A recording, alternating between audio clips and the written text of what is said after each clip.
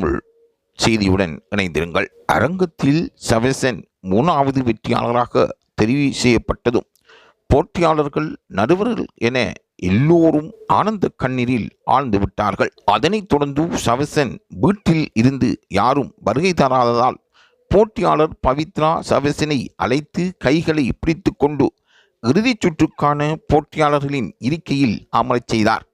தனது சக போட்டியாளராக இருந்தாலும் அவர் மீது இருக்கின்ற அன்பின் வெளிப்பாட்டின் காரணமாக சவெசனின் சகோதரியாக பவித்ரா மாறி தனது வீட்டார் வரவில்லை என்ற கவலையை மறக்கச் செய்தார்.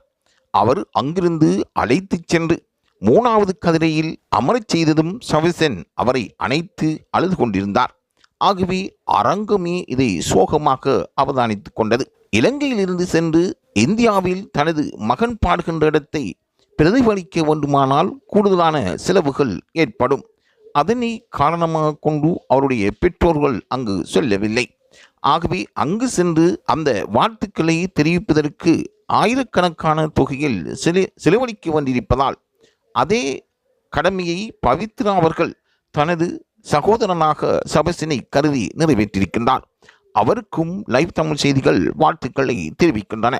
அவரும் வெற்றியாளர்களில் ஒருவராக தெரிவு செய்யப்பட வேண்டும், அவரின் கனவுகளும் நிறைவடைய வேண்டும் என்று பவித்ராவுக்கும் வாழ்த்துக்கள் கூறுகின்றார்.